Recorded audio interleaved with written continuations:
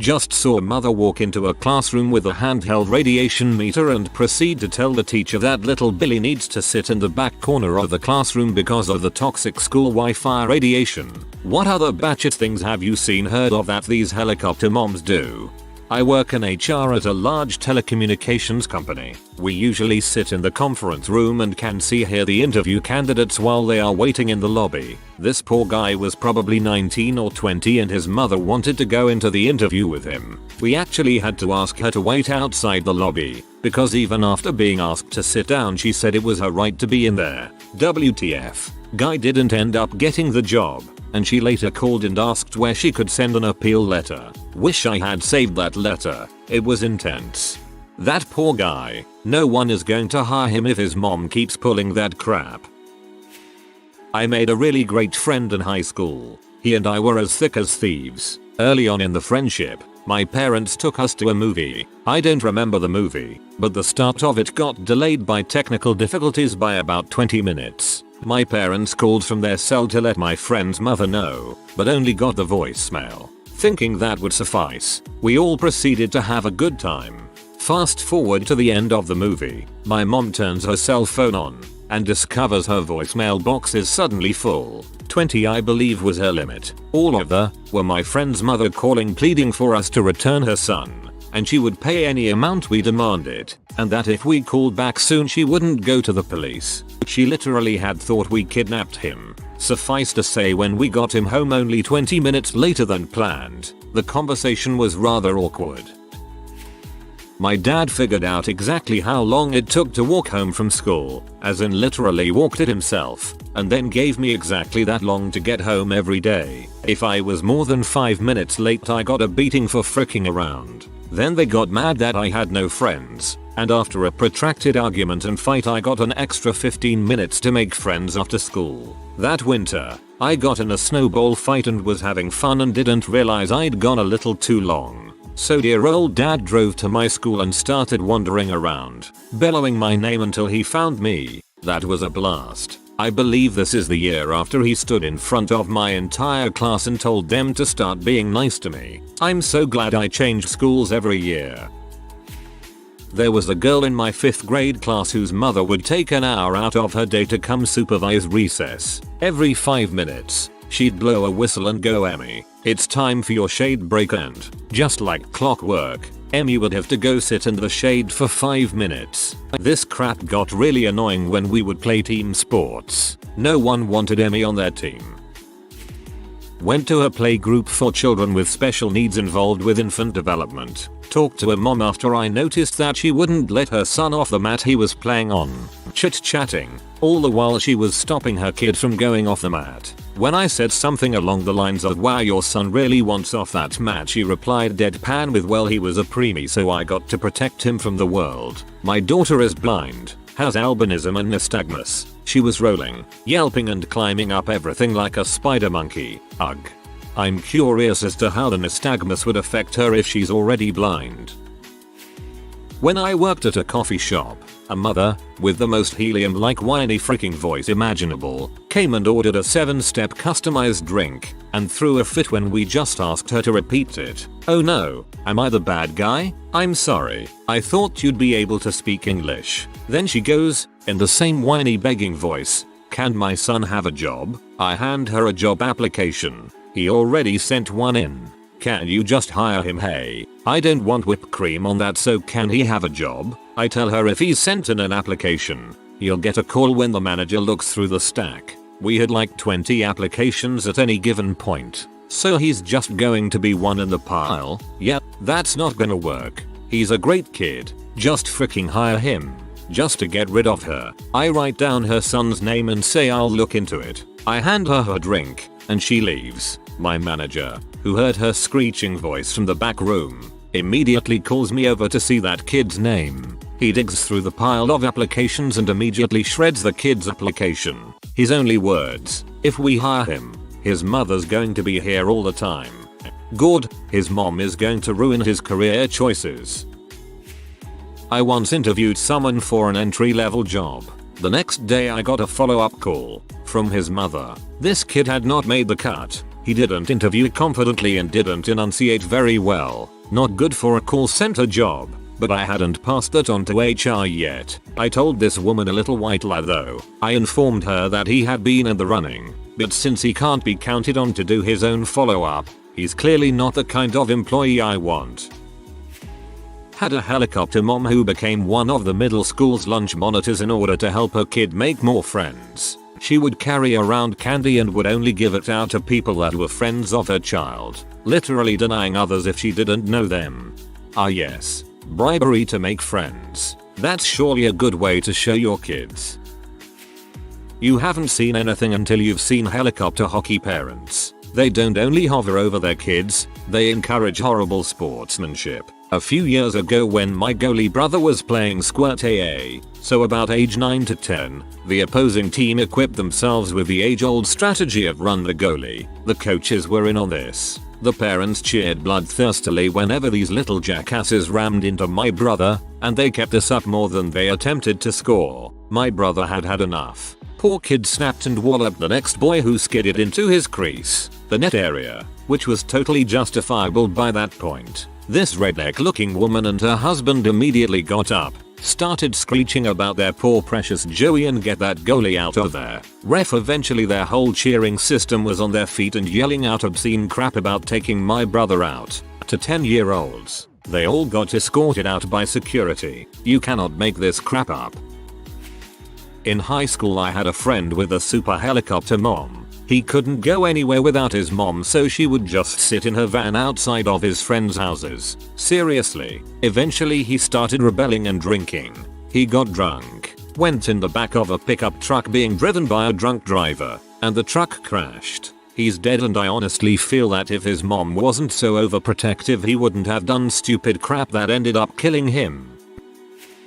We decided to teach the Hunger Games in English last year. I had a few parents raise concerns because they had heard a few rumors, but it was nothing a quick conference and a little reassuring couldn't fix, until Mrs. Bickerstaff happened. Now, Mrs. Bickerstaff had an inflated sense of self-importance to begin with, a housewife who, with complete seriousness, signs her emails Mrs. Nalanda Charlene Bickerstaff, ESQ. Type of self-important. She not only pitched the bitchiest of B-fits about not allowing her son to read it, we offered an alternative to kids whose parents put their foot down and said no, but embarked on a 6-month campaign to get the school shut down unless we pull the book from curriculum for everyone. She disenrolled her son, threatened to sue us for the cost of sending him to an expensive private school, and called every parent in the school to try to get them to do the same. When she didn't have any success with that, she went to the local news and told them what was going on. What resulted was a flattering news story that reported our high test scores and innovative approach to learning.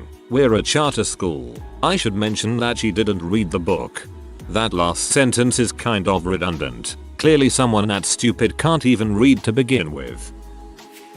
Alrighty, I have a few. I worked at Whole Foods, and that is ground zero for lunatic parents. There was a nutritionist and her mom that didn't want anything scanned because of the radiation. One lady was going on and on about how her son was corn-free, egg-free, dairy-free, and soy-free because that's what her chiropractor told her to do. I wanted to apologize to that kid so bad. When I worked at a cooking store, like Williams Sonoma, I had a lady come in with her tween-age kids trying to find glass baking dishes because metal is bad for you. I suggested silicone, and she said that was worse, so I suggested parchment paper, but she already used that. I had a hard time holding back the massive smile when I told her that parchment has silicone in it. Every time she would go off on something her kids would just roll their eyes.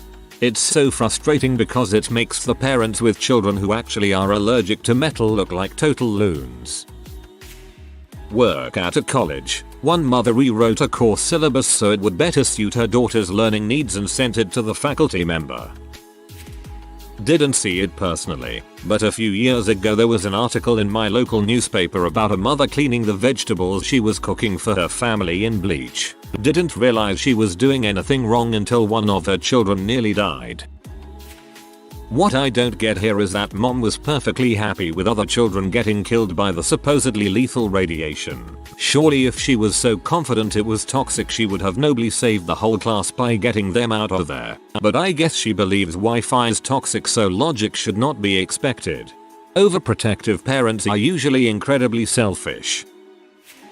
I was not allowed to walk to school by myself even though it was literally 1 block away from my house because my mom said I would get raped. I was in junior high. I was never allowed to be unattended and was not allowed to go to friends' houses because my parents did not trust other parents. This extended all the way through high school until I started acting out and they sent me to a lockdown mental health treatment facility. My childhood was painfully lonely, to say the least.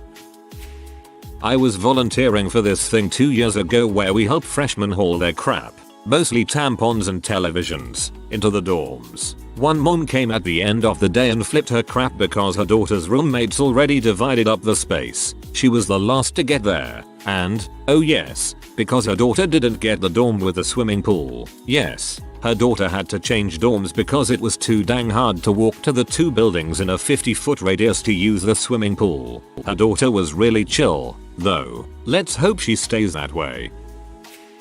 Pro tip for younger Redditors. If you're going to bring your parents with you into an admissions interview for a graduate program, it won't hurt your chances of getting in, but it will make you the laughingstock of the admissions department for the day. My brother is an admissions counselor at a major American university for one of their graduate schools. He told me that it's a not uncommon thing these days for helicopter parents to attend their children's admissions interviews with them. These are people in their 20s taking their parents with them to admissions interviews for graduate school. My jaw dropped when I heard this. We know them as umbrella parents because they cover you from everything. Poncho parents are more extreme. They're the parents that won't allow computer access without them right there. Put huge restrictions on TV, G or PG. Kids like 16. Won't allow any video games, etc. Anyways, a poncho parent I know managed to keep her 16-year-old son under the delusion that girls are gross and have cuties. Joke's on her. I bet he's gay. My cousin has a helicopter mom. Very controlling and dominant. Kate never got to think for herself. Never had to learn discipline, financial or personal. She never had to. Her mom did it all for her. When Kate finally got into university and was away from her mother for the first time in her life, Kate went completely off the rails since to all extents she was an 18-year-old with the maturity of an 8-year-old. She would struggle to fill out basic paperwork and forms for class, since she'd had no experience of it. Worst of all was that she had no experience of the opposite sex, since she'd been sheltered all her life, and so she got taken advantage of frequently. What was even more stupid was that her mom still to this day does not see where she went wrong. She can't realize, or admit, that she weakened her child by removing life opportunities that strengthen a personality. I was in Catholic elementary school when Harry Potter came out. All the parents were up in arms about it. My mom got me a copy for Christmas and told me to keep it on the DL so we wouldn't get harassed. One of the nuns read it and reported back that it was awesome and had a great message and we could all read it, but then the parents flipped out on her. She got her revenge by teaching us fractions with platform 9. 3/4. You go, Sister Elizabeth. In high school I was friends with this girl we'll call Judy. Judy's mom was really strict, overprotective, and she could never go anywhere with us. And when she did she'd inevitably end up grounded. She could never hang out, and she wasn't allowed to have friends over very often. Once when I was at her house she got grounded for yelling at the dog. This led to a rebellion where Judy just stopped doing anything her mom told her. She started drinking heavily whenever she could, and she also smoked weed and did whatever pills or drugs people had. We always had to babysit her if she came out with us. This went on for a few months and she met this guy. We'll call him Tom. He was about 25 and the kind of dude that's every parent's worst fear. Judy came from a good upper middle class family. Her dad was a dentist, that sort of thing. Tom was a 25-year-old burnout, and he was on house arrest when Judy met him. It was love at first sight for her. Even though we all tried to talk her out of it, she started hanging out at Tom's house anytime she could. She'd skip school to go over there, sneak out of the house at night, that sort of thing. Well, it's no surprise what happened next. Judy got pregnant. She was 8 months along at our high school graduation and married Tom and had the baby shortly thereafter. Moral of the story: don't be a ridiculously strict parent, because your child will rebel and bad things will happen. P.S. The same exact thing happened to Judy's sisters when they got older. Sad stuff.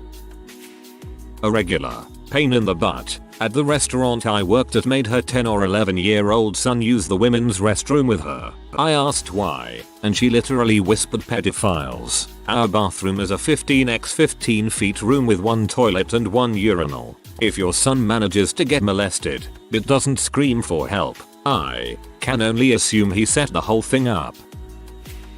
I wish I had seen this thread earlier, but here goes. I'm a preschool teacher for ages 3-4 years old. One day, one of my girls, fake name, Abby, is playing with, fake name, Becky's security blanket during free time. Becky wants her blanket back, so she asks Abby to get off. Abby refuses, so Becky pulls the blanket from under her and Abby cries. I tell Abby that she needs to listen to what Becky is saying and respect her friend's belongings. I also tell Becky that next time, instead of pulling the blanket from under Abby, she should just come tell a teacher. Maybe 5 minutes later, while I'm passing out snack, Abby flips into a crazy rage and runs towards Becky, tackles her and takes a huge bite out of her shoe. Plastic literally came off. I pull Abby off and try as calmly as I can to ask her why the heck she attacked Becky. Basically, it was revenge for getting her in trouble and taking the blanket away from her. Now here's the mother part. I write an incident report telling both parents what happened and, of course, I put Abby in the thinking chair for such an outrageous attack and call her mom, leaving a message and whatnot. But the next day, Abby's mom comes in and finds the child that got bitten, Becky, and tells her that if she hadn't yanked the blanket from out under Abby, maybe she wouldn't have attacked you. Of course, I asked the parent to leave immediately and to not speak to the children, that Abby was the one who attacked out of spite, and that her child's reaction was not an appropriate one that can be excused in my classroom. The mom got so mad at me for defending Becky, a 3-year-old, that she reported me to my supervisor for being unprofessional. I still have my job, but mom withdrew her child. But seriously? What the fricking frick? Until I moved out at 18, I was not allowed to be anywhere unsupervised except home. No hanging out at the mall. No going to friends' houses without my parents talking to their parents to verify supervision first. Could not wear shorts, even in 100+ degree weather. Could not wear tank tops. Could not swear or say pee off or oh my god. Could not paint my nails. Could not date. Was not allowed to get mad at my parents. And was frequently warned that if I went by myself to get the mail, I might get raped or kidnapped. I lived alone off campus my first year of college. I spent most of it huddled on my kitchen floor crying, absolutely terrified of everything because they did not raise me to be capable of existing in the real world. I'm pretty okay now. I just don't trust anyone because I was raised to be paranoid. Therapy.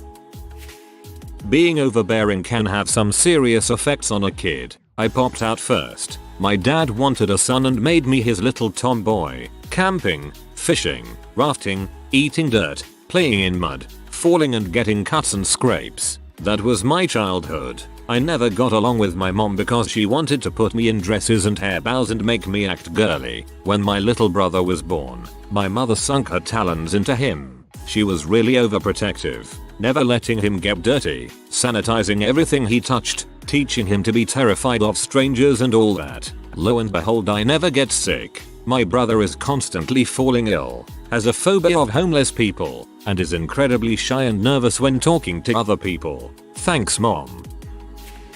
I teach first grade. I have a kid that is still figuring out the whole potty situation. His dad texts me last week and says Billy is having trouble wiping himself. If you could help him wipe when he goes, I'll make it worth your while. What the frick? No, I will not wipe your kid's butt. I do not get paid enough for this crap. You can make it worth my while by teaching your kid to wipe his own fricking butt. I worked at a summer camp, and a mom insisted that her kid sleep on a certain bunk because of its alignment with the Earth's magnetic field. When I got my new laptop, I was showing it off to my grandparents. and my grandma told me she might like to get one. But first she had to scan it with her radiation meter to make sure it was safe. So she pulled out a pocket radiation meter and held it off of various parts of the laptop before deciding that she couldn't use my computer because it was too dangerous. I went from 4th 12th grade being homeschooled. Around the 6th grade area my mom thought it was a good idea for my sister, also homeschooled, and I to go to some sort of homeschool event in Stone Mountain, GA. Very conservative, Christian area. Also where the second KKK was formed. Tile. What the heck? It was a day off of sitting around the house and there was some cool stuff at Stone Mountain. So we went, and it was probably one of the strangest experiences of my life. All the kids had this sort of glazed over look on their faces. I quickly found out why. Most of the kids I talked to were on some sort of ADHD medication. That was the saddest part looking back on it. While the few lucky unmedicated ones of us were off at the playground, most of these kids just sat around looking at the ground with their mothers immediately beside them. But anyway, back on track with the story. I eventually found another kid who played soccer, and he seemed pretty normal, or so I thought. So we spent some time kicking the ball around. Both of us seemed pretty content on wasting time until it was time to go. Then, his mother came along. Cooper. Milky's face went bright red and I was completely perplexed. What the frick are Milky's? His mother promptly strolled up in the exact same freaking outfit as the kid, glared at me, and then produced a bottle, as in a freaking formula bottle, from her butt. I crap you not. She reached inside the back of her pants and pulled out this bottle. She then proceeded to say nice warm Milky's for my little boy, at which point I promptly turned around, found my mom and sister and straight up told them if we weren't leaving I would just wait by the car. Apparently, they had seen some weird crap too and agreed to leave. We then went to Popeyes and ate chicken while telling stories of these strange people. I was terrified. TLDR. Mom of an 11-12-year-old kid, wearing the same exact outfit as him, pulled a bottle of warm milk from her butt and told him it was time for Milky's. Thought she was going to start breastfeeding him.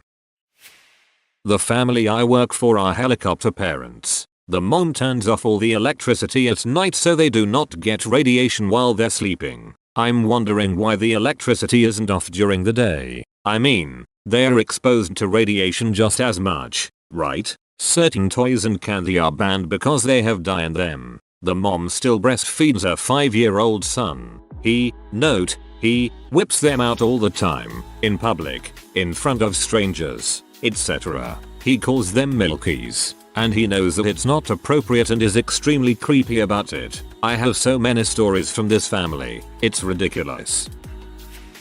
My friend's mom is a nurse. She works a day shift. Even though they live in the middle of town, she still sends her daughter to my house because she's afraid someone might break in and rape her. I'm not complaining or anything, because I get to hang out with my friend 5 days a week. But I seriously don't think a 17-year-old girl needs babysitting. It's not like our town has a high crime rate or anything, and everybody knows everyone. This is a sad story, but it shows the absolute ridiculousness of overparenting. When I was 12, 9 years ago, a good friend of mine lived across the street from a family with 2 young boys. They were always extremely overprotective. The mother stood outside while her kids played. They were 10 and 9, and as long as I could remember weren't even allowed to cross the street alone. Finally the oldest was allowed to walk across the street to play with a friend. The first day he walked out into the street and was struck by an oncoming car and died immediately. The parents had always held their hands while they crossed the street and never taught them the rules to cross, like looking both ways. It's terrible some of these parents don't teach their kids but try to do everything for them.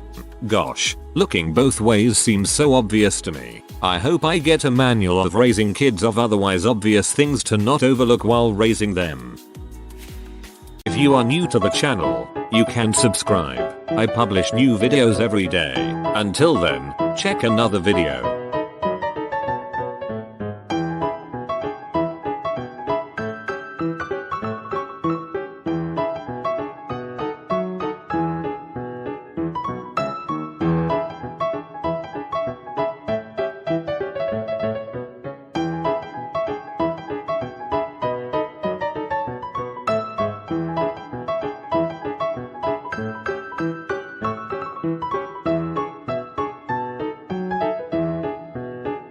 Bye for now.